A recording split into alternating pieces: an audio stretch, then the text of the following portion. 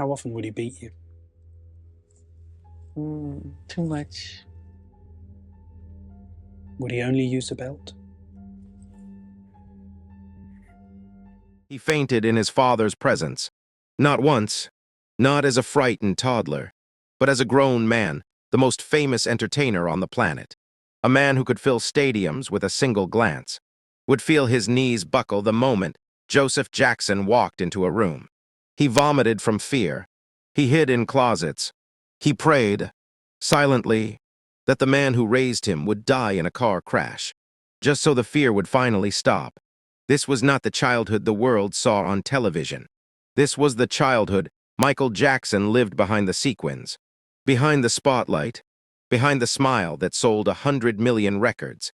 And by the time he was ready to tell the truth, decades later, sitting quietly across from an interviewer, his voice barely above a whisper, the story he told was so disturbing that even people who thought they knew everything about Michael Jackson had to sit back in stunned silence to understand how a 5-year-old boy from Gary, Indiana, became one of the most haunted men in entertainment history. You have to go back before the fame, before the records, before the world ever heard the name Jackson 5. You have to go back to a cramped 2-bedroom house on Jackson Street, where a steelworker named Joseph Jackson nursed a dream that had nothing to do with love, and everything to do with escape. Joseph Jackson had once dreamed of being a musician himself. He played guitar in a rhythm and blues band called the Falcons, chasing a career that never quite took off. When that dream died, he didn't let it go, he transferred it onto his children. And what started as ambition curdled, over the years, into something closer to obsession. Joseph didn't see his sons as children to nurture. He saw them as instruments, as potential, as a way out of the steel mills and out of poverty. And he was determined that nothing, not fatigue, not fear, not childhood itself, would stand in the way of that potential being realized. The Jackson family wasn't destitute. Michael would later insist that his father always provided, that there was food on the table and clothes on their backs, that in some basic material sense, the family was cared for. But providing and loving are not the same thing. And in the Jackson household, one was present in abundance, while the other was almost entirely absent. It started, as these things often do, almost by accident. Michael's mother, Catherine, caught him singing one day while he made his bed, and she was stunned by what she heard. She told Joseph that their son could really sing, and Joseph dismissed it outright. Jermaine was the lead singer. He said, "Not Michael." That was simply how it was going to be. But Catherine pushed, and eventually Joseph agreed to listen. The moment he heard his youngest son's voice, everything changed. From that day forward, 5-year-old Michael Jackson was the lead singer of the group, and from that day forward, the full weight of his father's ambition landed squarely on his small shoulders. What followed was not a childhood. It was an apprenticeship in perfection. Enforced through fear, Joseph Jackson would sit in a chair during rehearsals with a belt draped across his lap, watching his sons practice their steps with the intensity of a drill sergeant reviewing troops. If a foot landed wrong, if a note cracked, if the choreography fell even slightly out of sync, the belt came out. Michael would later describe the specific, ritualized cruelty of it, how his father would sometimes make him strip down first, oiling his skin so that when the cord or the belt made contact, the pain would be sharper, the welts would form faster. It wasn't just punishment. It was designed to hurt as much as physically possible. He was hit with belts. He was hit with switches, with cords, with whatever happened to be within reach in the moment his father's temper snapped. He was thrown against walls hard enough that his mother would scream across the house for Joseph to stop, terrified that her husband would kill her own son in a fit of rage. Michael remembered lying awake at night as a young boy, hearing his father's Mercedes pull slowly into the driveway, and the immediate, electric panic that would ripple through the house. "He's home," someone would whisper, and every child would scatter to their rooms, hoping to become invisible before he reached the door. Sometimes it didn't matter. Sometimes Joseph would come looking anyway. Michael described nights where he'd be asleep, the door locked, and his father would stand outside, counting down 5 seconds to open it. Or he'd kick it down himself. And he would. The door would splinter under his boot, while a small child cowered on the other side, already crying before the first blow even landed. The performances themselves became a source of paralyzing terror rather than joy. Michael has said that he knew every step, every note, with obsessive precision, not because he loved the material, but because a single mistake on stage meant punishment waiting for him the moment the curtain fell. He'd look out into the audience mid-performance and see his father's face. And just that look, no words needed, was enough to send ice through his veins. He would smile for the crowd while his stomach twisted itself into knots, calculating exactly how badly he'd be beaten if he missed a cue. And here is the detail that turns this from simple discipline into something far darker. Michael wasn't even the child who suffered the worst of it.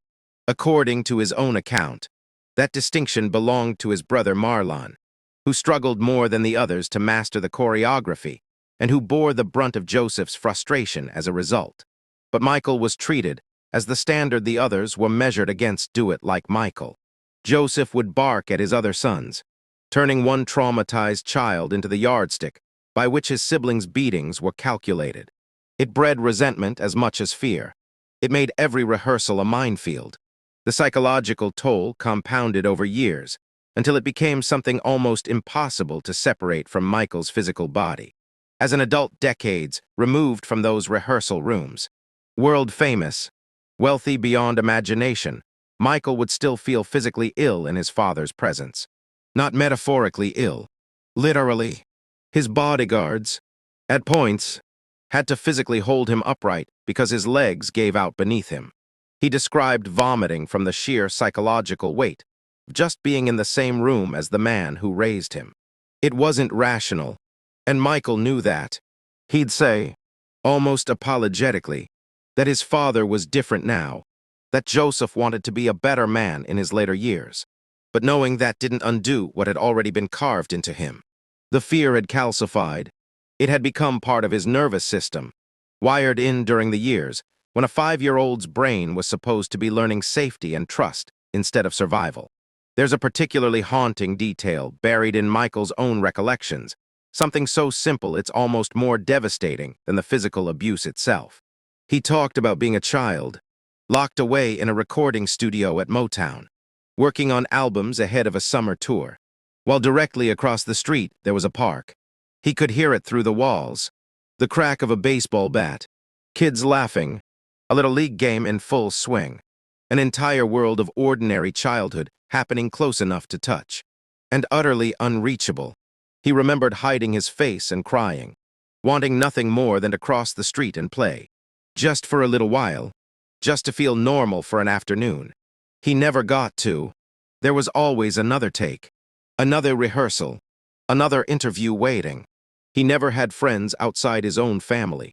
His brothers were the closest thing to friendship he ever experienced as a child. And even that was complicated by the competitive pressure their father instilled between them. There were no slumber parties, no neighborhood games, no simple, unremarkable childhood milestones that most people don't even think to be grateful for. Michael worked on Christmas. He worked on his own birthday, while other children his age were doing club dates until 3 in the morning is not. By any measure, a normal childhood. It was a life built entirely around performance, with striptease acts following the Jackson Boys off certain stages in the seedier venues they played early on, exposing children to environments no child should have been anywhere near. People around him, even from a young age, noticed something unsettling. They used to call him a 45-year-old midget, a cruel joke about how an old, weary soul seemed to be trapped inside a child's body. Michael absorbed this description without fully processing what it meant at the time. It was only later, as an adult reflecting on his own missing childhood, that the weight of that nickname became clear. He had never been allowed to simply be young. There's a moment in his recollections that captures the psychological damage with brutal clarity. He describes a memory from a family trip, everyone packed into the cars, ready to leave for South America, and Michael, still a young boy, hid. He hid and cried because he desperately did not want to go. He wanted to stay home and play like a normal kid.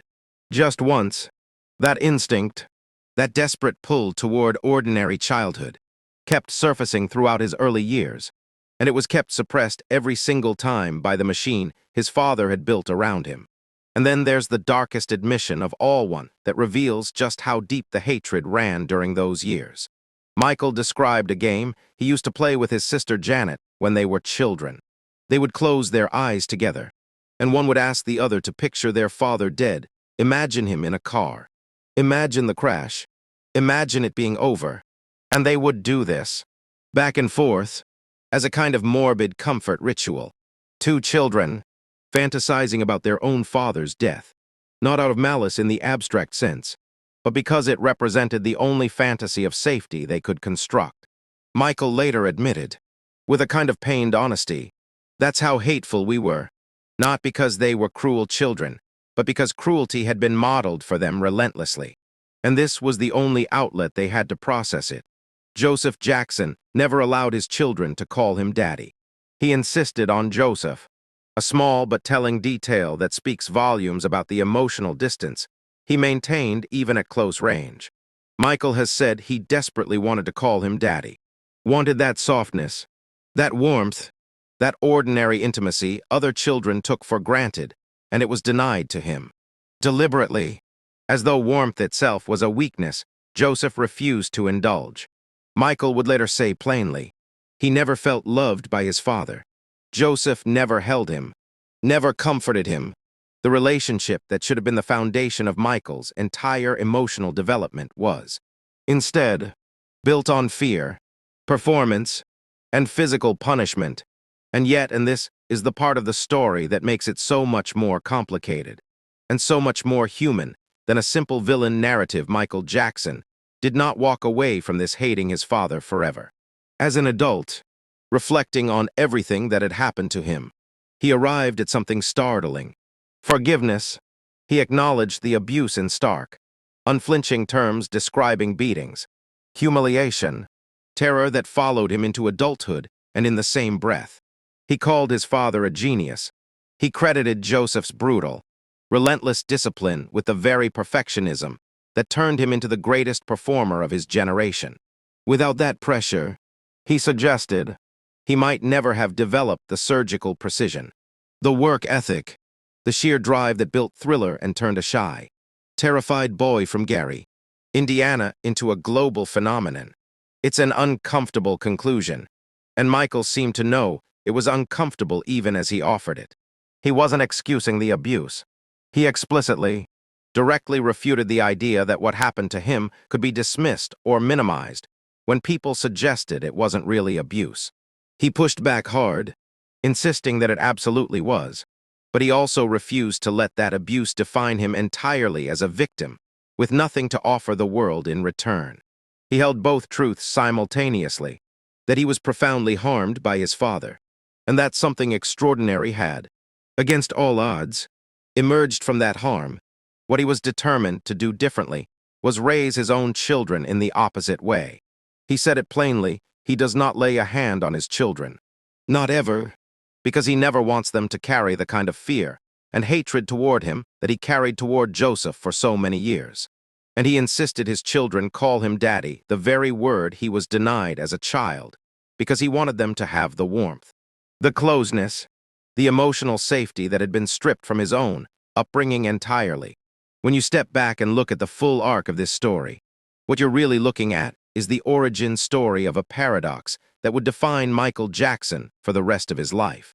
The same forces that built the greatest entertainer of his generation were the forces that broke something fundamental in the boy underneath the performer. Every flawless step, every impossible vocal run, every moment of stage command that left audiences in awe, all of it was forged under threat, rehearsed under the shadow of a belt, perfected out of terror rather than joy. The stage, paradoxically, became the one place he said he ever truly felt at home, because it was the one place where the performance itself, flawless and complete, meant the punishment wouldn't come, and the moment he stepped off that stage, the sadness returned immediately, a sadness he said had been with him from the very beginning, long before fame ever complicated things further. This is why Michael Jackson's story continues to resonate so deeply, decades after those rehearsals in Gary, Indiana. decades after that first Motown contract, decades even after his own passing. It isn't simply the story of a famous man who suffered the world, is unfortunately full of those stories. It's the story of what happens when a child's entire identity is constructed around performance before he even has the chance to develop one of his own.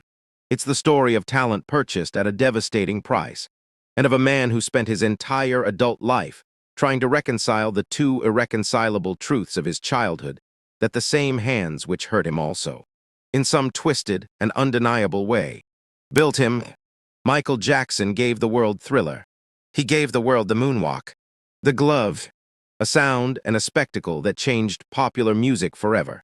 But behind every one of those achievements was a small boy locked in a recording studio, listening through the wall to the sound of other children playing baseball, wondering what it might have felt like to simply be allowed to be young.